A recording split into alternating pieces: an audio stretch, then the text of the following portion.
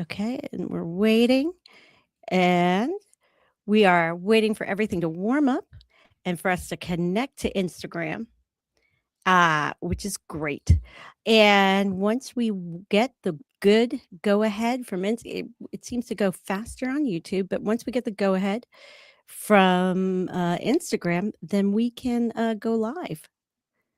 But it hasn't Okay. happened yet. So let's see. Go live yet? Not yet? If anyone's watching us, I haven't really promoted it on YouTube. If anyone is watching us, I apologize because it is says we're live, but I feel like that's a lie because we didn't push the other button. Okay, let's do this. Let's do the stream key. Let's do something a little different. We love this part. This is the best part. Okay, so we're going to do this. I don't want to remove. I want to change the stream key. Let's remove it. Remove that. Okay, now we're going to go here. Oh. It's as fun as it seems. Okay, we're going to save changes. Okay, now this might work because I think I know what I may have done wrong here. Mistakes were made. Mistakes were made. Trial and error. We're working on it. It's all going to come together. Okay, now here we go. That did it. And this will take us a second. It's good. Oh, good. It's going to have us like our chit chat, me talking to the thing. All right. Well, we're gonna get go. I'm gonna put it on here. Okay, everybody. We're gonna wait for some people to filter in. Hey guys. We are going live with Claire from Hagerstown Rapid Response. Welcome to Caddy Chats. This is the second part of our interview that we started on Saturday night.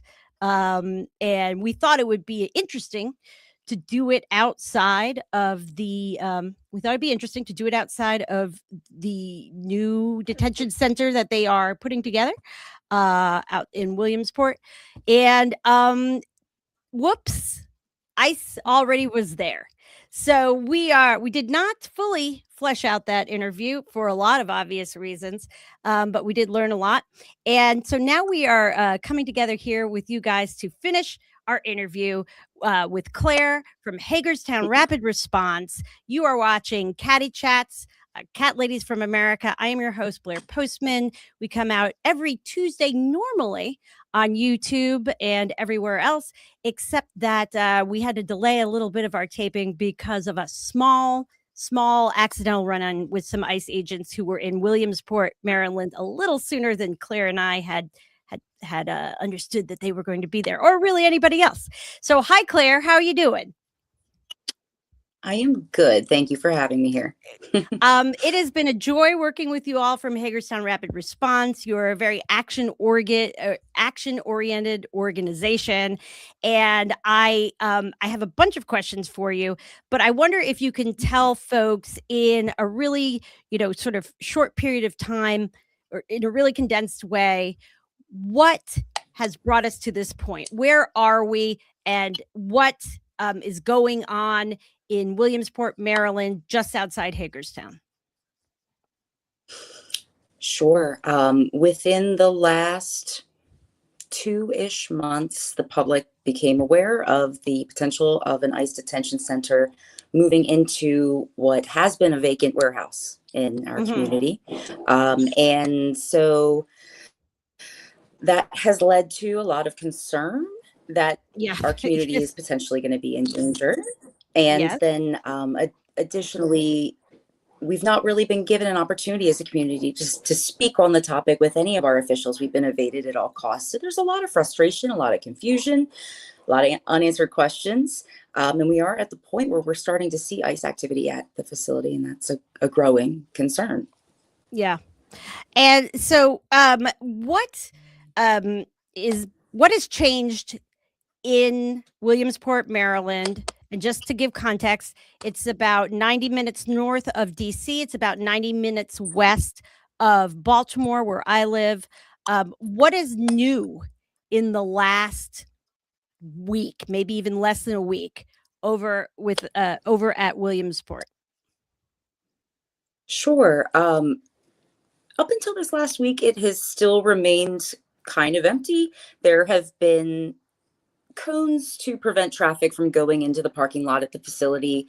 But we really hadn't seen any people patrolling the property until our visit on Saturday night, when we thought we'd scope things out and saw some vehicles and some people. And since then, it seems consistent that there are people present at the facility and seem to be guarding it to some extent. So, and if I can add a little bit of color from what I know, just from a lot of different sources around Baltimore and the state of Maryland, and the work that you all are doing. In the last week or so, we have established that there's been a contract where DHS has ordered hundreds of thousands of MREs to be used as soon as today, or as soon as this month. Possibly this week, maybe today. We don't really know. We have been told that ICE has taken on a second floor in the Fallon building in downtown Baltimore. And we have seen an entire new fleet of new vehicles, 53 new vehicles parked at the Williamsport facility, out where you are in Maryland, where we were on Saturday night. When they showed up just a handful of hours after we left. And in addition, we are told, and I do not know if they have arrived or not, that about 100 ICE vehicles would be coming in from Minneapolis. Coincidentally, today I saw that about 100 new SUVs have just shown up at that facility at Willett in Minneapolis. So don't worry. For everyone who isn't sure, they have not left Minneapolis. And that is a story for a different day, but I would like to reiterate that they haven't gone anywhere, and those people are still under extreme oppression and dire circumstances. So our hearts go out to them, and our wallets and our help. So when we have all this confluence of events in the last few weeks, and then you and your team have been uncovering a lot of information in the last few weeks about whether or not, for example, when the officials at DHS had started planning this, and when perhaps the Washington County Board knew about it, and what they have and have not done to stop it. So I'd like to start with this. My super subtle banner up here, which says, "Are Washington County officials lying to its citizens?" So what sort of suspect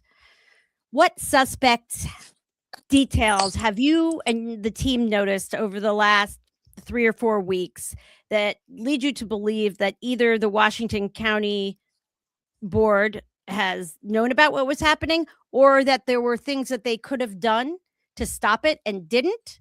And what might those things be? Sure.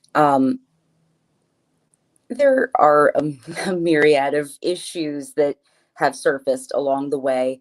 I think that for me personally, the most egregious thing is simply the lack of transparency. There has been a concerted effort to conceal information, to not share it willingly, to exclude public opinion from any of what's transpiring. So, for example, nobody is allowed to speak at the board meetings, right? That's been correct. that way for a year. There's no time, or there's no allowance for public comment on anything. And you have also, tell me some of the things that you have encountered that they have not been transparent about, the board itself. And it could be any number of things. I think the timeline in general of events is very fast paced, which makes it very suspect. And yet there are also these strange lapses of time where information was withheld. And it's like, what were they doing? Could you give with us that information? give us a detail, or walk us through however you like? Sure. For me, my first public awareness of this, prospective facility was around the holidays in December of 2025. There was a Washington Post article that called out ICE for purchasing mega warehouses around the nation for this explicit purpose. And our state delegate, Matthew Schindler, very promptly put out a response and said, "I do not approve of this. I am astounded that this is coming out, and we're not going to let this happen. And within a couple days, April McLean Delaney had also made a statement. So we have these state That's officials the making a statement congressperson from for saying, where you live, right? correct, correct. Mhm. So if I, a member of the public, just from surfing on Facebook, am able to get this information and start mulling it, it's hard for me to believe that my county commissioners don't have an idea that this is a thing. I just don't. Now, It's too easy. I've seen some evidence. I've heard some rumors. Will say of knowledge of this deal possibly either being in the works or about to be taking place as far back as November, perhaps much earlier than this. Is there? Without, I know you guys are working on a lot of reporting, if you will, and I am very glad to be able to be involved in some of that. So there's no reason to divulge anything that would ruin something that we're trying to do. But is there an example you could give us of a piece of evidence that makes folks wonder when did the county board know, and when did they, what did the county board know, and when did they know it? Sure. Some of our investigators have discovered discussion on the interwebs Mhm. about ICE potentially utilizing warehouses as detention center. And that comment was made explicitly about the city of Hagerstown. It was made in a public channel that's a local channel for the community to chat. And Somebody there had was a some comment hot last goss. circa August, Someone had and somebody who seems affiliated with the and just for context, the board of the commission for the county is largely Republican. One of the entirely. members is entirely Republican. The one of the people on the board used to be on the in the first administration, an advisor on the Security Council for Donald Trump in the White House. He has just resigned after not appearing for 2 or so months at any of the meetings, and left saying that he was going to explore leave for better economic opportunities for his family, which is incredibly suspicious. And he left the day before he would have to file his financial disclosures for the past year. Also very suspicious. By the way, Derek Harvey, go ahead, look him up. So we have this public statement, and we also have sort of it feels as if there were some other as we learned from our friends at Project Saltbucks, they are using a new tool, right, to do contracting with that often Mhm. will not means that essentially a new contract will be in this expedited system. The paperwork about it, which is the disclosure about it, may not come out for 90 days after it happens. And it seemed as if maybe there were some details, some preparations, some permits going on through that system back in the fall. Is this correct? Am I on the right path? And the purchase of the warehouse didn't happen until January.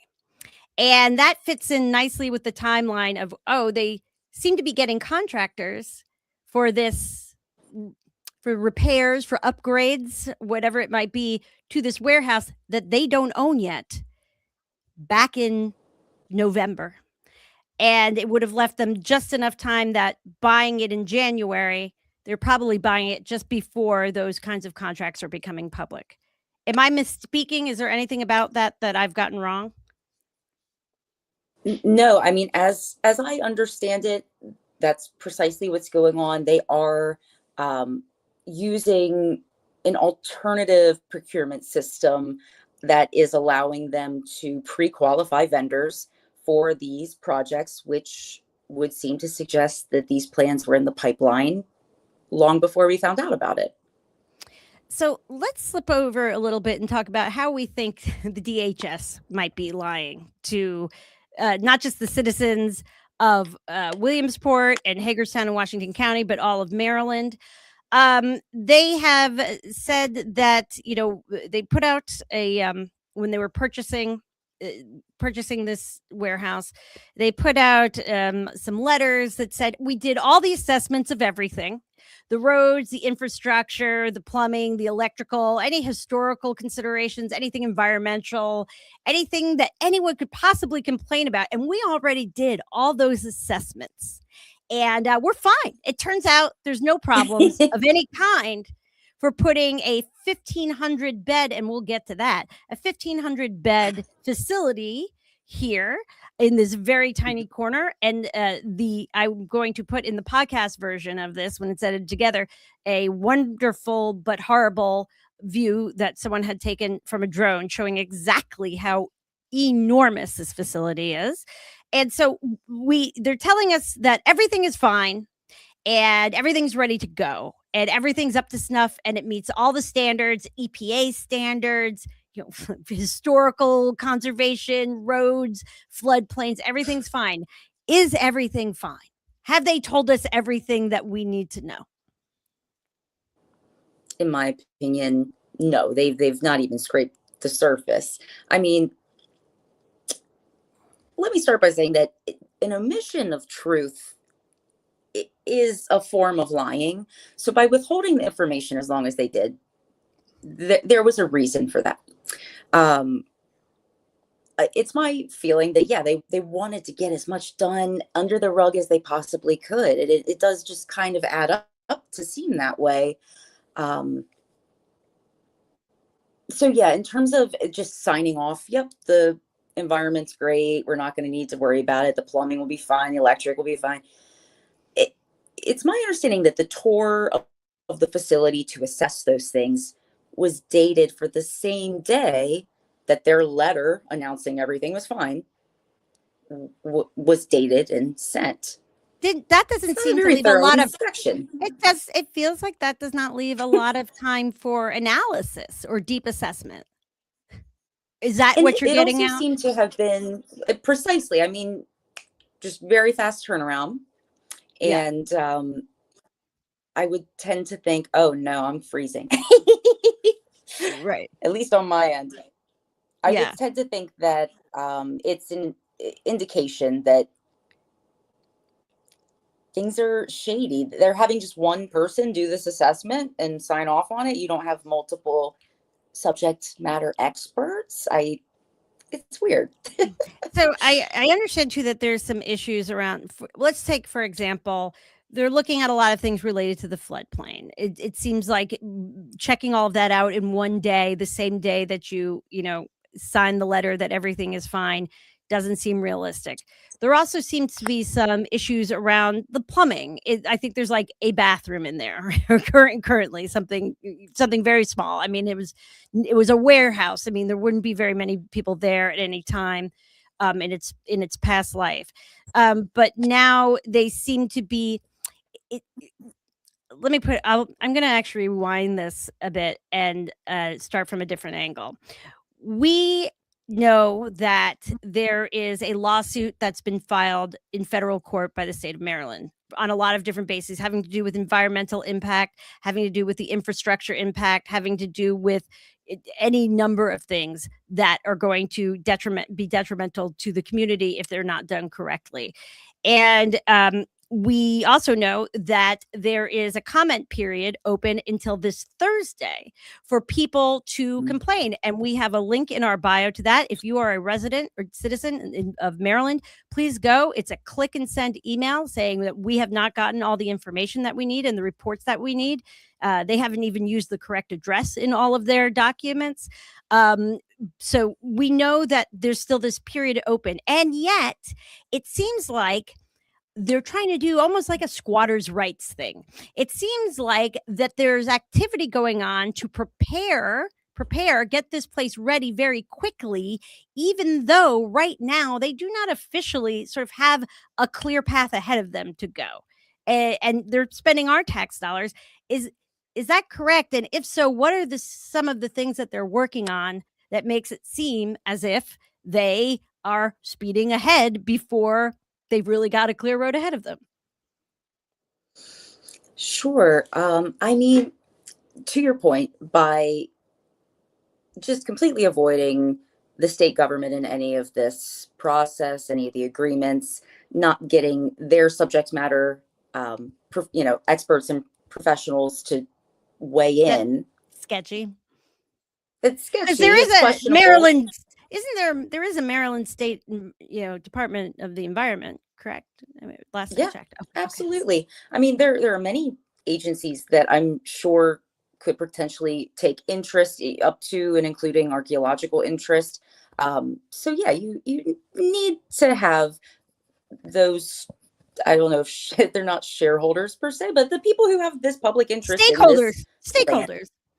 stakeholders. Thank you. My brain was like almost there. That's okay. I Um, got some corporate speak back in the back of my head there somewhere.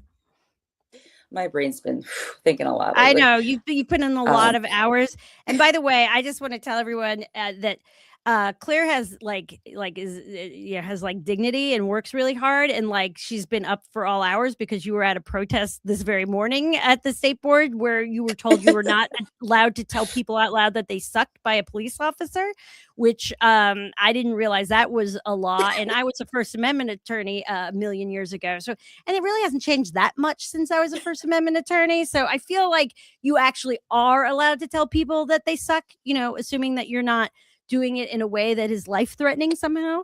So Claire has been putting in enormous hours, and also she doesn't stick her face on the internet all the time like some of us idiots like myself. So I realize this is outside like the purview of your normal normally what you do, and you're really trying to tell us everything here that is important. So I'm leading you in a lot of different ways, but if there is something about the speed and the rapidity with which they are doing this work that concerns you as a citizen of the area. I mean, just to be here, I think one of the larger concerns for myself, and then also I would tend to think anyone in the community, regardless of your political affiliations, how is this going to, what costs will be assumed by the community here if Mhm. you need to increase, the freshwater capacity 2 times over? Who pays for those upgrades? Ultimately, if it's my tax dollars, then yeah, I can probably expect an increase in taxes. Um, there's, with the money fiscal component, the fact that we've lost approximately $700,000 in property tax revenue due to the transfer of the warehouse property from private hands to federal ownership. Mhm. There used to be property tax paid on that property for a hefty sum. Yeah. They were one of the top 15 contributors of property tax Wow. revenue for our county, and now Wow. they're just gone. Just gone. Wow. Wow. And how's that going to be replaced? Every I have it this like sneaking suspicion that it's lining someone's pocket somewhere. what it so you're concerned obviously about all the studies that have not been done. What is the activity you've seen there? What kind of timeline are I mean, we're all guessing. You guys, though, have a bit more of an educated guess than a lot of us. What sort of timeline are you looking at, or as of today, because it seems to be shifting quickly, as of today, for them to be? I get asked a lot, what are they operational? Are there people there yet? That sort of thing. I don't know if you guys have any sort of specific Sure. insight or educated guesses about that. Sure. From what I know and understand, there are no detainees in the warehouse, and there should not be. There simply should not be. It does seem that there's personnel coming and going. A lot of people, I think, are pretty optimistic in saying, well, so many upgrades need to be done. The plumbing capacity, the fresh water, putting in industrial kitchens and medical facilities. That's where I'm maybe a little more skeptical. And I'm like, will all of those things really be prioritized before they start housing people here? I just on a personal level, on a gut level, have very grave concerns about that. That it already seems like they're jumping the gun with everything else. They want this place operational, so For whatever it example, takes. yeah, it's been I believe it was, at Alligator Alcatraz, which by the way, everyone is still open, still open. They like to pretend these actions are closed down, or these places are being, downgraded, and they're just not. They were putting porta potties out there. I've heard some talk and some evidence that people are like, they're not necessarily tapping into the water lines. They may be think they're just going to put porta potties out there for 1,500 people. Have you heard talk of that? Am I out of my mind? I have heard that that is a methodology that they're considering. I don't know that I've heard it specifically for the Hagerstown facility, but I have Okay. heard, like, in their planning documents, that that is something that had been discussed. There's some people within the administration who think that that's a fine solution. It's something that Absolutely is not. under but I'm saying, like, it's, under consideration, Sure. like. I would tend to think that anyone on a neighboring property, if that ends up being the case, might sing a different tune about what they think and feel when they smell it in August. Yeah, yeah, Not for pretty. sure. Not the most important reason, but, we're trying to get people activated. What are you guys taking? What actions are you asking the community to take? What gives you hope? What are the day-to-day on the ground things that you and the teams of people that you're working with are doing? Sure. It does encompass a lot. At the core of our mission is supporting our community, keeping people safe. So establishing the network on Signal for us to communicate and particularly communicate confirmed ice sightings and just maintaining awareness of what's happening around us. Are people getting detained? And is there a reason for them to be detained? And just collecting information to try to figure out what is actually going on. But beyond that, if you're looking to get involved, there are many things beyond going to rallies. We do have rallies, and for the foreseeable future, as long as the Board of County Commissioners is having a meeting, we will have a corresponding rally outside of their building. Um, but if maybe that's not your thing, we have an active petition. It's called Stop the ICE Detention Center in Hagerstown. It's on change.org. You can probably just find it on change.org, type in Hagerstown. We'll have that link in our bio. She's on it.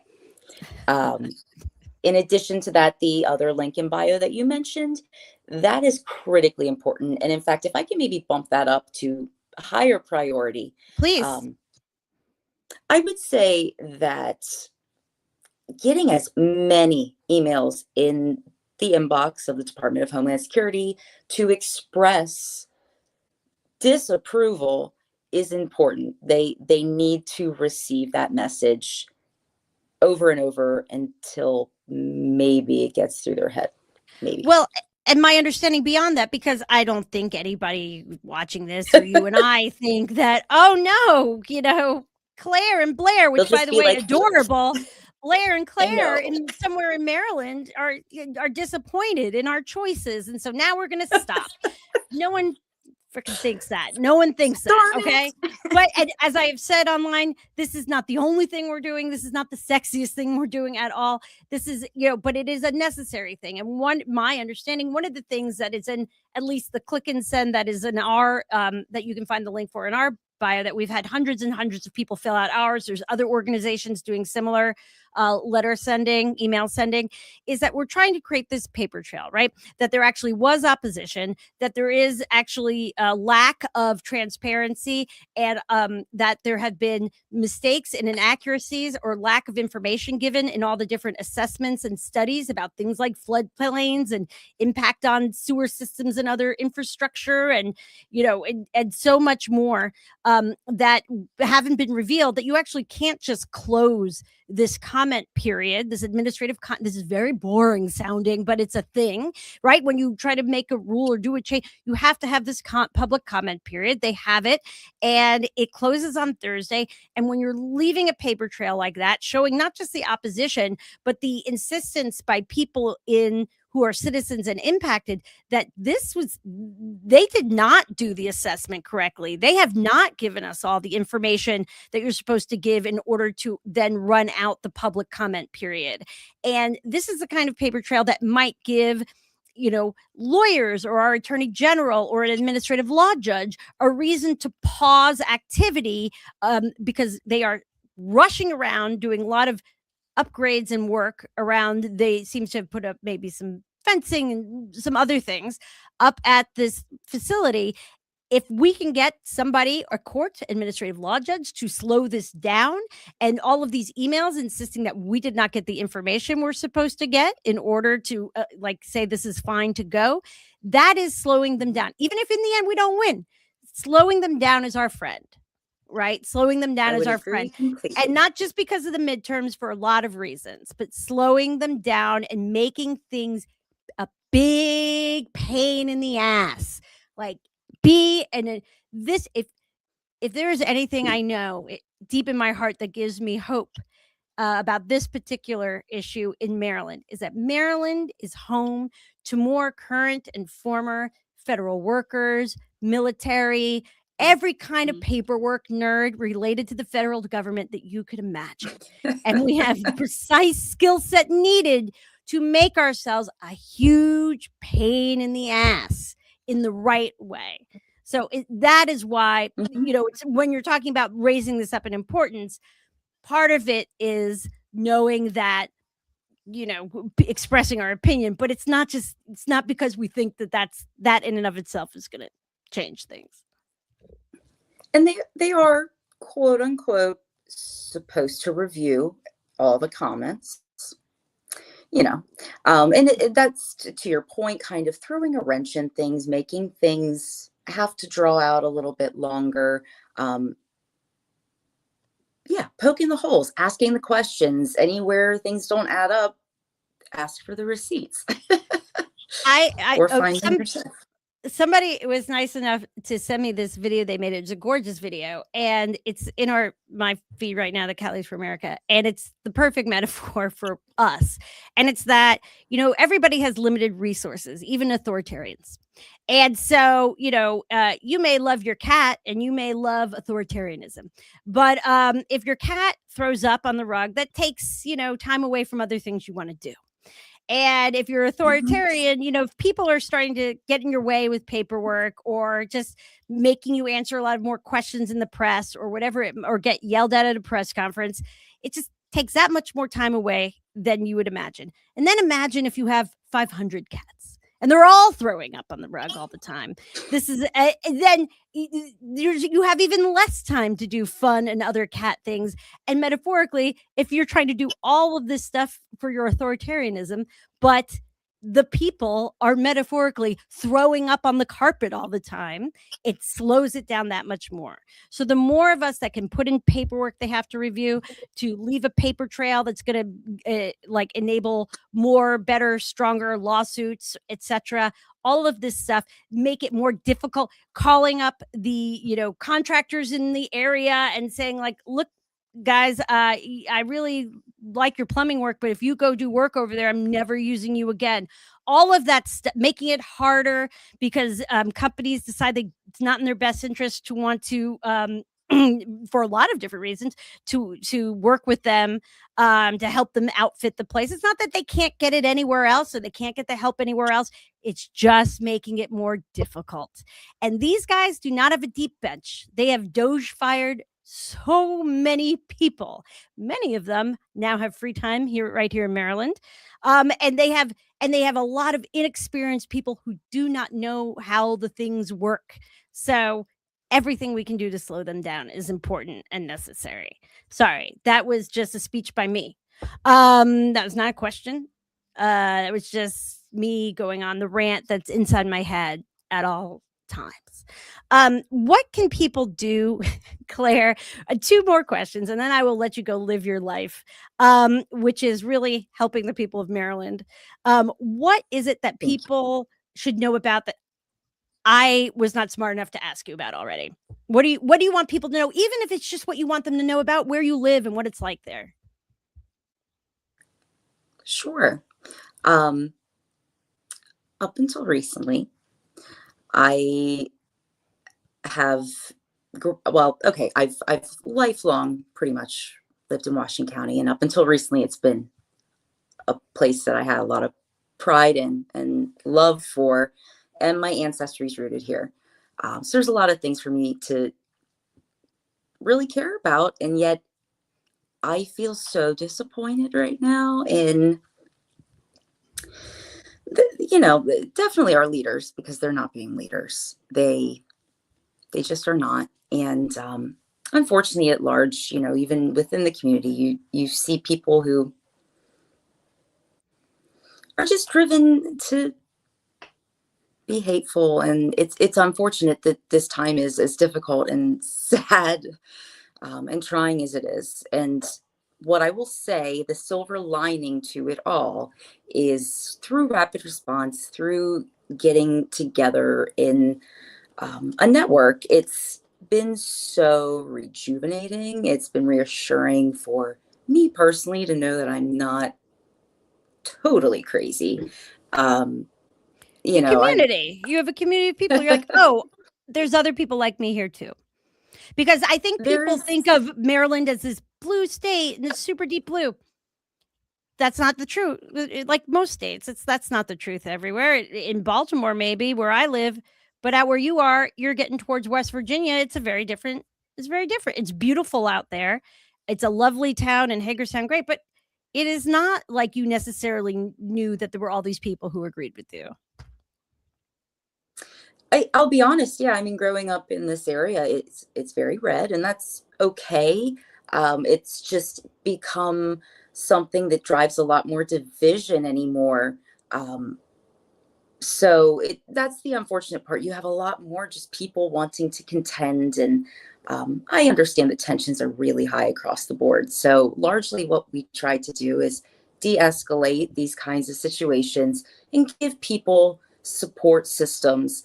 And resources outside of just the moral support for any sort of life need. What are I know Self-care is you huge guys right now. I know that you all are trying to protect your neighbors by doing the ice watches that many people have seen in other communities. What are you? Is there anything else that you're doing? Any kind of mutual aid, and how could people help? Is there a place people could go if they wanted to donate money or help deliver food or anything along those lines? Or is that something you're in the process of putting together? We certainly, I know that Food Not Bombs is one that we have been working with here locally. Hmm. And another very kind partner is Eliza's House. They are a fairly new organization. They're a nonprofit. They have support system for unhoused individuals, and we really love working with them. They allow us to use their space often. Um, they have a food pantry. We have lots of food pantries in the area, actually. We can hook you up with those resources if you want to reach out to us. Our website, it's a weird acronym. Okay. It's EACWC. I will put That that in stands the for, I will put that in the link tree.com. yes, Empathy, Action, Change, WashingtonCounty.org. .org. Okay, and we will put that eacwc.org is where in general they would get connected with you, whether they want to do the get trained up for the ice watches, whether they want to be involved in Mhm. sort of any research that you guys do, whether they want to be involved in helping Mhm. with mutual aid. It would be eacwc.org, and again, I'm going to put that in the link tree in our bio. And then That is correct. and is there anything else that we should know, or just that gives you hope? This community here gives me hope. You inviting me here to just chat a little bit is a really wonderful opportunity. I appreciate everyone tuning in to just hear a little bit about what's going on here. I will admit that it has been a genuinely scary time. I've never operated on a day-to-day basis the way I do at the moment, which is just very high alert. And No, you're like a that's not naturally chill person normally. I really do tend to be, I'm a nature girl. I like to go out and hike and spend time with my animals, and I'm usually pretty introverted. Um, I know that's why I know I but made you with come that, and do this, and I really appreciate it. I'm so sorry. no, it has been a pleasure. You are a joy, and this entire group has been, um, There's a lot of great I'll say, people. life changing. I think that these are connections that I will have for the rest of my days. So Same, I'm same. very fortunate. Same, same, and we're new Let's best friends. hope. We had a That's what I couple of was going stray to moments by accident on say. Saturday night. That's why we're new best friends. Um, well, Bonding. everybody, so if you would, a couple of things, couple of takeaways. This eacwc.org is sort of the clearinghouse website. So every part of this that you might want to get involved with out in the Hagerstown, Maryland area, that's the main city. The detention center or would-be detention center, we're hoping we can block it still, is in Williamsport, which is an incredibly small town of 2,000 people. They're looking to put 1,500 beds. I have seen this place up close. I I know that there's thoughts that they're gonna put equipment and other things there, but oh my god, I can't it looks like it could hold 10 times more than that, people easily. So, we're all very concerned, and also, that is just one of the hubs, one of the expansion hubs in Maryland that they can call the entire state of Maryland the Baltimore, district or Baltimore area, and it means that just anything in the surrounding area in Maryland, or even we're close to West Virginia and in that part of the world, and in Virginia and Pennsylvania, that there's just going to be if this all comes to fruition, there's going to be a hugely heightened presence of ice in all sorts of parts of Maryland. And but also in parts of Pennsylvania, West Virginia, and even parts of Virginia that all kind of come in and connect near there. And so it's just please, if you cannot, if you don't live in the area, but if you want to help somehow spread the word, you can always spread, the social media posts about it. But also if you go to eacwc.org, you can donate to Eliza's House or some of the other nonprofits that are going to be helping our neighbors who are maybe not going, as we've seen in Minneapolis, as we've seen in Chicago, as unfortunately we've seen in many other areas, maybe not going to be able to leave their house for several days, maybe not going to be able to work regularly, even if they are here legally, even if they are citizens. We know that citizens have gotten snatched up off the street with no warrant, no nothing, with no plan, even when they said they were citizens and had ID, and were put away for days or weeks or more. And so a lot of those people are not going to feel safe, understandably, reasonably, to leave their house, to work, to go get food, to get medical care, whatever it is. And so if you go to eacwc.org, there's going to be a lot of information there depending on where you are and what you're able to do, how you're able to help. In addition to that, link in the bio here about the change.org petition, and also the letter to complain and make yourself a huge pain in the ass. Make yourself be the pain in the ass you want to see in the world. Go out there. If you are living in the state of Maryland, please go and you will click and send. It will send it right to the ICE Sustainability Office. It will be one more piece of paper they have to go through, and will be one more chain in the pace in the it will be one more piece of paper in the chain, the paper trail, that perhaps some will help some future legal action. And we also are waiting to see what happens, because we do have a federal court case pending right now from our state attorney general. And I find it very scary that there seem to be racing so quickly based on evidence that you all have seen, some of which I will put in the podcast version of this edited together, the upgrades that they've been making out there. And it does really seem like they're trying to race ahead and try to make it somehow more difficult for a court to shut it down because we got porta potties out here. Or I mean, I'm making that up, I don't know, that's what they're going to do.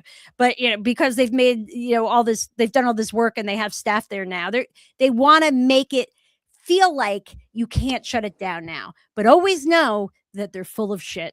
Please know every day the DHS on every level, and I think more Americans realize this than they did 2 months ago, on every level is full of shit. Always assume they're full of shit unless you know explicitly otherwise. So anyway, Claire, thank you so much. I'm going to be seeing you soon. And I really am looking forward to a time where you could get back to just being out in the mountains out there with your animals. Maybe you'll bring me. I can hike. I know I'm I from would New love Jersey, but I could do something. I don't know. Yeah, And I'll then plug like the Appalachian Trail real quick. yeah, and you could be like your chill, your naturally chill, like introvert self with your animals again and not have to do this kind of shit. That is my dream for you. That is my dream for It's you. out But then there. we would have never It'll met. happen. It will You happen. know, like I said, silver linings. Silver linings. It's truly a pleasure. All right, Claire. Love you. All right. Thank you, everybody. The Oh, podcast version of this will be out by tomorrow morning or maybe late tonight, together with what we filmed out Saturday night in front of the center itself before we decided it would be best to leave. All right. All right, Claire, as now we do this all the time. This is how I end my videos. On 3, I'm going to say 1, 2, 3, claws, and then we're going to say claws out and do serious meow, like, meow. All right. Are you going to be ready for that? Okay. I'll try my best. All right. I feel like you have this in you. All right. 3, 2, 1, claws out. Missed the claws out part. We're going to practice that a couple times more. You know what? We'll fix it in post. All right. Bye, everyone. Thank you. It was really good to see you.